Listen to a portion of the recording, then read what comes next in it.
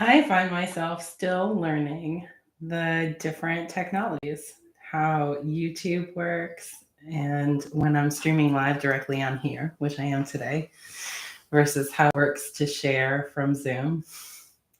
In Zoom, which I've done the past two episodes on, I have to confirm that I'm going live twice before it launches into live. But here on YouTube, apparently it just hops right in. So I thought I was going into the before screen, and here I am. So I'll just share before I get started, and for anybody who's watching later, one of my favorite practices, which is the 4x4 breath. So you breathe in and hold, breathe out and hold. And each is for a 4 count of 4, and do it 4 times. So I will lead that for us. So let's breathe in, hold, out, hold, in, hold, out, hold, in, hold, out, hold, in, hold, out, hold, and release. That practice is one of my favorites because it's such a quick reset, and it just immediately brings me to center every time that I do it. It also takes about a minute. So now we're at 6:30. um, thank- Hi, Susie. Welcome. Thank you to everyone who keeps tuning in. I really appreciate you being here and watching after. And I love seeing your comments. So please, whether you're in the chat during the live or you're watching after, please feel free to leave comments. It helps me know what to gear towards and how to support you, my viewers. And that's what this is all about for me. I'm also really grateful to Philip, who just shouted out in the chat. Philip from Skydancer Media has just continued to support me, like do check-ins as I'm prepping for each of these episodes, and to be here as my moderator. Yeah, Susie, I'm really excited that the schedule aligned for you to be here. That is a beautiful surprise. It's heartwarming. And so yeah, so I'm grateful to all of you. It really it means so much to me. So now I'm going to do that practice of breathing us in.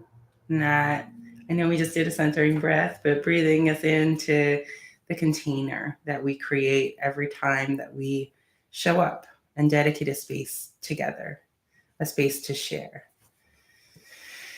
So if it feels comfortable for you, I invite you to close your eyes. If you want or need to leave them open, feel comfortable doing that. That's totally fine as well. And gently turn your attention to your breath. Just follow it in its natural rhythm as it moves in and out.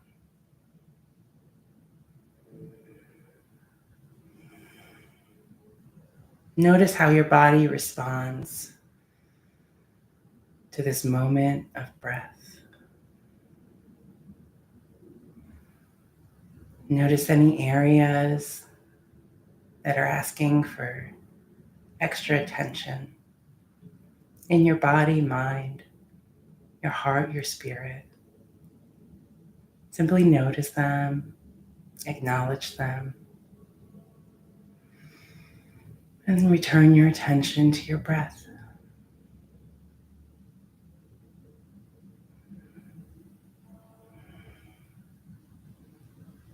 As we create this sacred space within, so inherently does the space between us, this shared space, become sacred.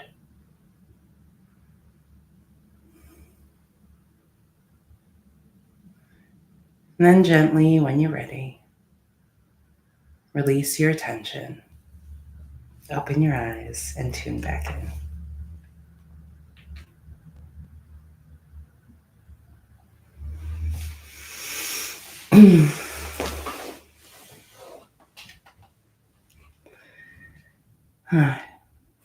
So this week, this month, I've been thinking about all the things that are happening.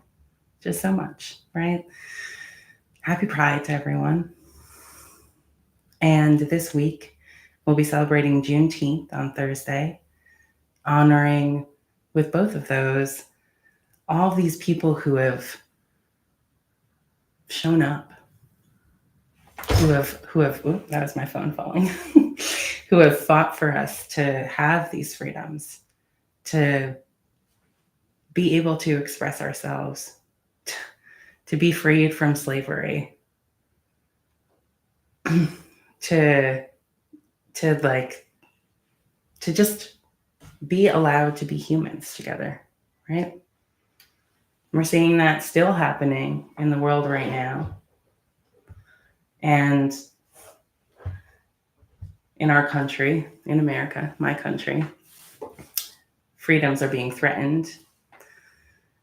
There are wars, new wars this week or recently abroad, continuing wars.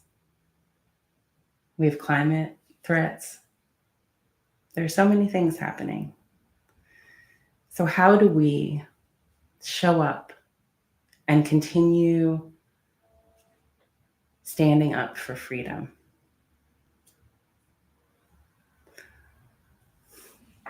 And the thing I want to say first, and I've had this conversation a lot this month, is that we always have to pour in. I think Meg and I talked about that in my last episode too. We always have to pour in, put on our own oxygen masks first to ensure that we are available to show up in the way that we prefer. And it's not just the big things. It's not just the big moments, right? I vote, I go to protests. I participate in those ways. And also every day, I vote with my dollars. I vote with my words. I vote with how I show up in the space, internally and externally. Because just like our breathing into the space, what we create within creates without. Right? This is like about owning our aspects, showing up as our authentic selves, and owning what that really means, what that is. So there's this lovely yogic thought that I want to share, which is that meditation heals the space. It's another way of saying what I'm saying. You know, the way that we show up echoes from us. The way that we walk through the world, everything that we carry with us, right, echoes from us, which differentiates or causes different effects from our intent to our impact. Because if we aren't owning all of our aspects, if we aren't acknowledging trauma or baggage, worry, concern that we're carrying, if we're not celebrating our joy and being present with all of it, with everything inside of us, then we can't really have any idea what our impact is going to be on a situation.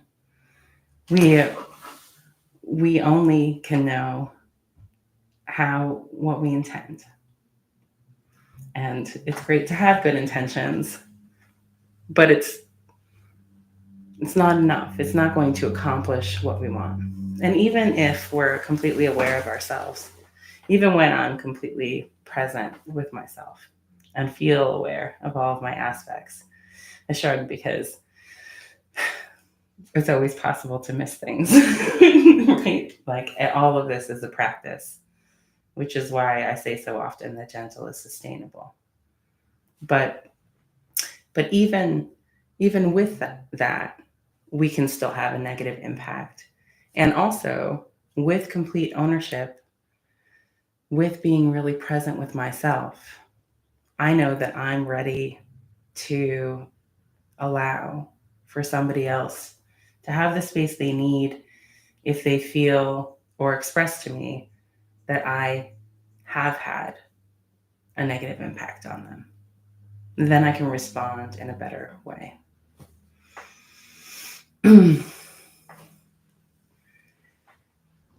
So I want to call out remembrance tonight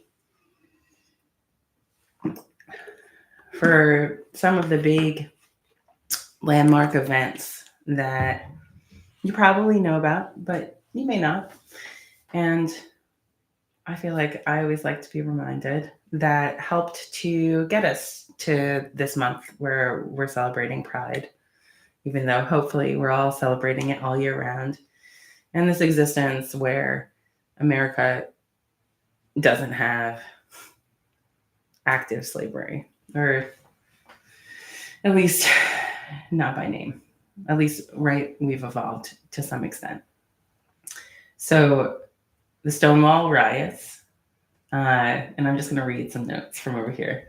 In June 1969, a police raid on the Stonewall Inn, a gay bar in New York City, sparked violent protests and demonstrations by LGBTQ plus individuals. This event is widely considered a turning point in the fight for LGBTQ plus rights, leading to increased activism and the formation of various rights organizations. So Stonewall Rights is something that is often mentioned. Also from Philadelphia, which, you know, Philip is from that area, so shout out Philip, or lives there.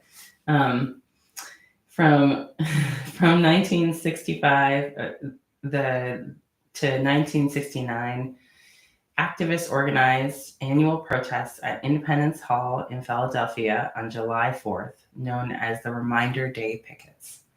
These demonstrations advocated for LGBTQ plus rights and are credited with influencing the development of Pride traditions.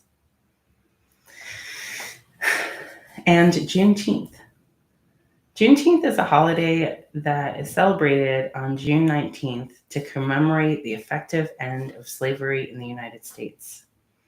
Even though the Emancipation Proclamation had occurred more than 2 years earlier, June 19th marks the day in 1865 when federal troops arrived in Galveston, Texas, to announce the more than 250,000 enslaved people in Texas were free more than 2 years later. So Juneteenth is a time for us to honor the end of slavery and celebrate African American freedom and culture. It only recently became a federal holiday. And we see things still, right, with our votes being controlled, with redlining, with gerrymandering. My mouth is mumble mouth right now. That, and with white supremacy is still embedded in our constructs in this country. We still have a lot to do. And again, it's always as within, so without. So it always starts with showing up for yourself, in yourself. and noticing. Noticing places where you might feel justified. Noticing places where you have entitlement. If you haven't seen the thought experiments, and there are lots of presentations of this in videos, essays, of people standing in a line, people of all different backgrounds and genders, ethnicities, standing in a line and taking steps forward or backward, depending on the privileges that they have and that they grew up with, that they were born into. And for me, like, it really emphasizes cross-sectionality and the ways that people can be impacted by being born into poverty, by being white or not white, different ethnicities, depending on the time that they were born, by being different ages, by different genders, different sexual orientations. And when I think about that in terms of myself, even though I feel like I've experienced hardship, I end up pretty far up front. The first time I saw that, it really invited me to do some reflection. So I encourage you to do that. Now, all of these people who, and more abolitionists, freedom fighters, right, in all different kinds of contexts, who have shown up for us collectively over the years, over the centuries of America's foundation, over our global experience, they are all our collective ancestors. They're all part of us. They have shaped this air that we breathe, right? All of us have contributed to environmental climate, social climate. Yeah, Susie, absolutely. Susie just shared, the demonstrators, especially Black queer women and queer community at Stonewall, really gave us all the blueprint on the how to beget change. Their voices and actions keep giving. Yeah, and out in California as well. There's a lot of movement from Black queer women. I mean, inspiring. Yeah. So I want to share, or my intention tonight is to share the practice of connecting with these collective ancestors and our dear loved ones who have passed over, who have transitioned to whatever your belief in spirit is. For me, with my mom, my grandparents, my son, all of my loved ones who are now in spirit and not in body, my experience is that they have stepped out of their body and now are still present with me. However, just, in this different way. But they're still available for exchanges, emotional exchanges, thought exchanges, words, support, all of those things. So I'd like to lead you through an exercise to kind of tap in and connect with that, and be present, and to feel our ancestors and loved ones come and to support us. So again, I'll invite you to close your eyes if that's comfortable for you. And as always, you can leave them open. And then just relax into the position that feels right to you right now. I'm going to have just one more sip of water.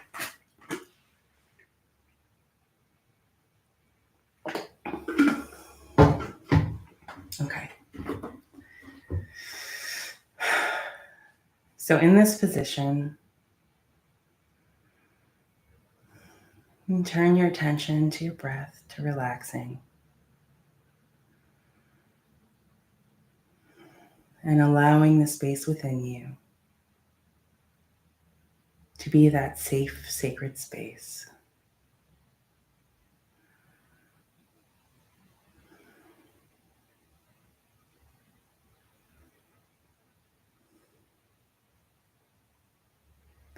And your space within is always just yours. And as we breathe, we create again, re-emphasizing this sacred container that we've created and breathed into tonight.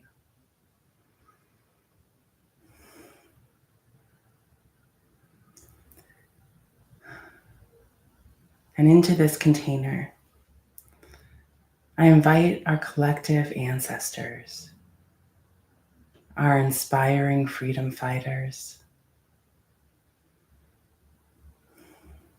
our dear loved ones, to show up with support, love, guidance,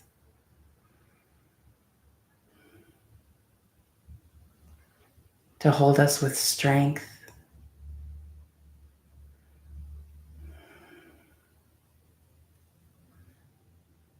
to guide us in truth,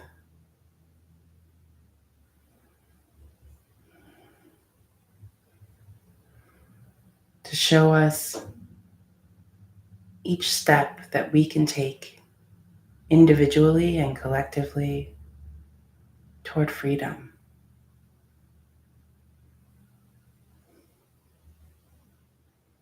Freedom for each of us and freedom for the whole.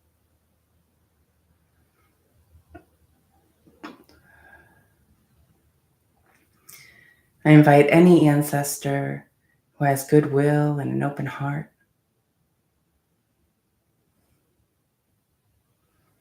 to be in this sacred space and to inspire us.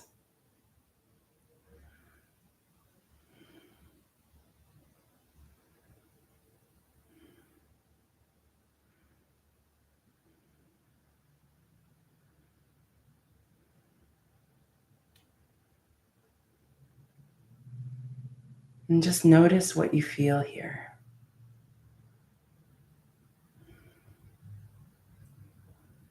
Any faces that you see, any thoughts that enter your mind, how your body feels, how your emotion feels. Just notice.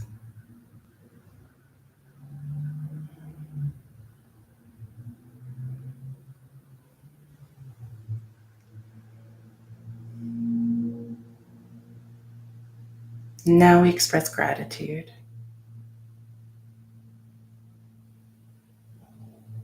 Thank you to every loved one, to every ancestor. Thank you for paving the way.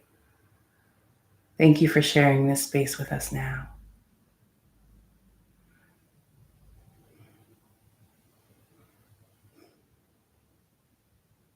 I love you and I'm grateful for you. And we'll invite you again soon.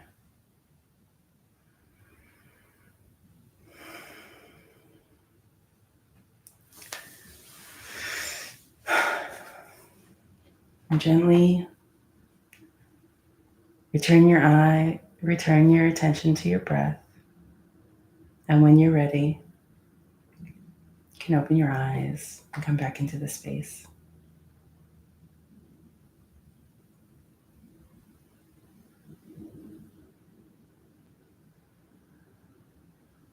And if you feel inclined, I'd love to hear how that was for you, anything you experienced. I know for me, I just felt uplifted and surrounded, supported with unconditional love and strength and grounding foundation.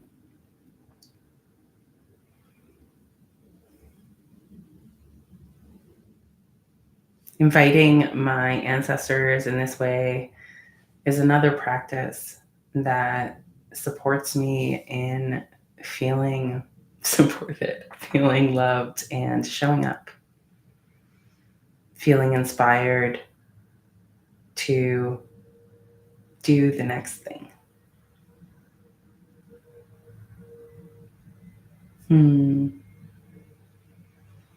Yeah, I love that. Philip shared that he thought about his dad who would stop his car to help someone on the side of the road almost any time. Right? Like we can be inspired when we invite to tap in, when we invite that energy, that collective spirit, then it's an invitation to people who are alive as well as people who have transitioned to share with us their wisdom. It's just an opening of ourselves. There's a really lovely book called How God Changes the Brain, um, which is one of the books that I studied in my master's program, and it's actually a neuroscientist is studying someone who is an atheist, and also, as a case study, and also brings in other studies to support their findings. But regardless of what your beliefs are in terms of an afterlife, in terms of what comes next, in terms of God, when we practice meditation, when we practice connectedness, like it is always beneficial. It lowers our heart rate. It can ease hypertension. It rebalances the holistic system of our mind, body, and emotions or spirit. Oh yeah, Susie. Susie shared, I saw my dad's face and felt the silly energy and just comfort. Yes. Yes. I love that. Yeah. I invite my ancestors and my loved ones all the time, and I have so many people in spirit.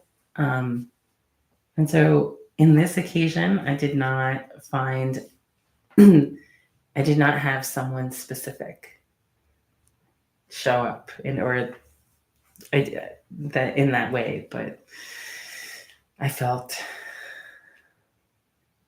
I really felt our ancestors. I really felt like the support of our freedom fighters who continued walking forward even when things felt really hard, right?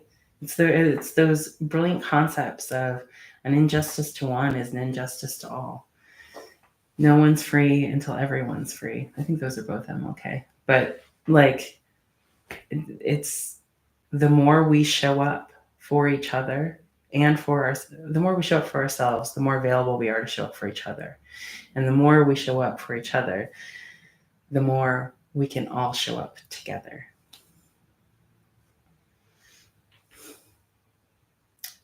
So,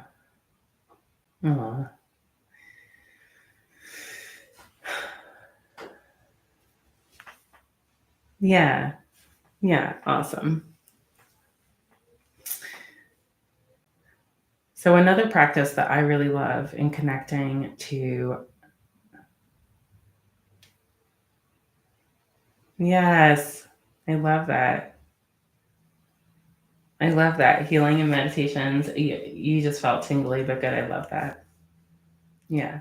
It's like that general support. It's like on the vibe of what I felt, or at least I empathize with that description. Yeah, wonderful. I love inviting my ancestors and loved ones to do specific activities with me as well. And that's one of the deep ways that I lean on this as a daily practice.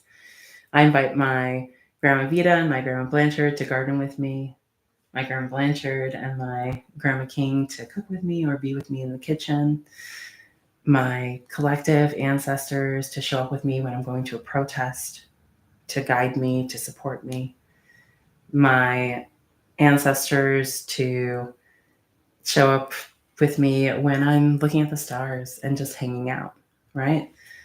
I want to bring in these loved ones anytime that I can, anytime that I want to share my space. Unless I'm having one-on-one time with someone or alone time with myself, because all of these comprise to what feels or are parts of what feel authentic to me, right? And again, this is another aspect of actualizing your authentic self. So the most important takeaway for anyone watching this now or later, I hope, is for you to take what feels authentic to you. So are there activities for those of you watching? Are there activities? Oh, I'm sorry, I keep hitting my screen. That you would invite your loved ones to, or our collective ancestors to now, that might feel lovely and supportive or inspiring?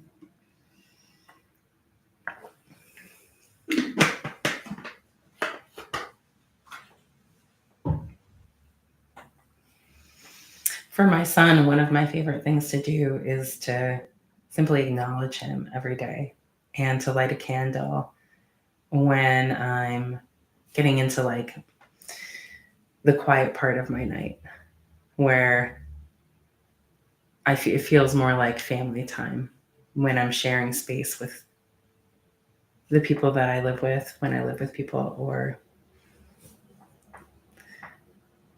close family. Like that feeling of like after dinner, and you sit around and just are with each other. Yeah. Yeah. Thanks for sharing that, Susie. Yeah. Thank you, Philip. Yeah. Cooking and gardening are both things that I identify with. Yeah. And so remembering smells, right? Like Philip just shared that his great grandmother's garden smelled like gardenias. We don't always, when we're tuning in this way to the subtle energies, we don't always experience things in the same way, right? Some of us will smell things. Some of us will hear things. Some of us will see things. Some of us can feel, it could be anything. Or it could be like remembering a smell, remembering a sight instead of actually seeing it. It's all perfect. Again, your authentic experience of it is what matters.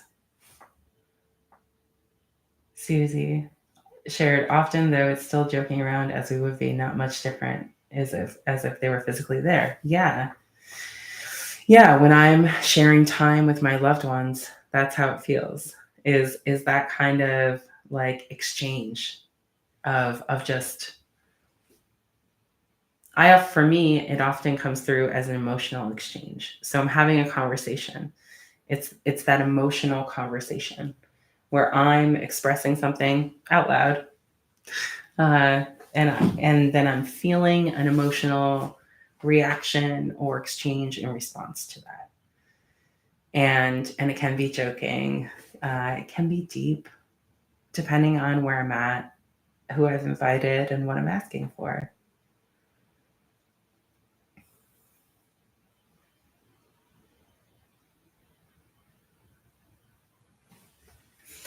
So as we continue through this week and through this month, through our lives, I invite you to continue practicing in these ways. Oh, interesting, Philip. Philip shared that for him, it's usually expressing their usual reaction, their natural reaction. Yeah, that makes again, the way that it shows up for you is the perfect way. Because all that matters is making the space to honor those relationships, to continue to be enriched by them, and to continue expanding our relationships, right? Like we always, as people showing up in community, we're always increasing our relationships and hopefully increasing the depth of our established relationships.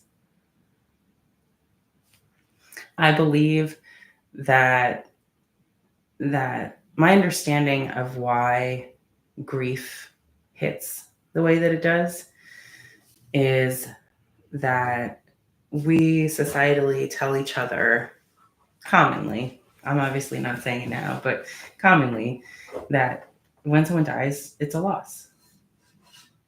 And that makes every big change challenging, because every big change involves a small death. And so if we are assuming that death is a loss, then we have assumed that the connection has ended, that it's gone. And that belief, that experience is, I think, why we grieve. I came to this understanding as I journeyed through all of the deaths in my life. By the time my son died 12 years ago, I believed that there was something beyond. Like I really believed it. I believed that we're all part of one spirit, that everything, one organism, one God, one spirit, omnipresent, omniscient, omnipotent. But I didn't know it. And it took me, I guess, about a decade of continued study, mindfulness, and grief work to know it. And to get to a place where it's just a part of me. I don't think that it has to take that long. But for me, it was in my master's study, in the program, my master's program, as I was studying African American diasporic spirituality with an amazing teacher, it was the concept, the Yoruban concept of the calabash, and all of us existing inside of this squash together, right? Where, like, you know, all worlds, the spirit world, the 3D world, the 5D world, all of it, everything is inside of the calabash. And that was what clicked for me. Like, there is nowhere else. There's just a different level of perception and experience. And my loved ones in spirit are experiencing things that I have to reach to perceive. And maybe, and I don't know what it's like for them to reach here to perceive, but that it's a practice like anything else. And as soon as I did that, I felt Slade, my son, hugging me. And it set me up that year when I celebrated his birth and death to just be present and to invite all of my ancestors in a new way and to experience them there in a joyful way. Yeah, I love that. Susie just shared, as you know, I say love doesn't end, it just changes. It sure does. But yeah. And when my mom died and stepped out of her body, it was into this, I experienced a profound hug. Her just holding me. And so there was no grief there for me when I got to that place. It was just continued connection and a shift in the relationship. And I'm grateful that I have those connections and they keep showing up. So yeah, so that is what I have to share today. And I'm so grateful again for all of you being here and tuning in. I appreciate it more than I can express with words.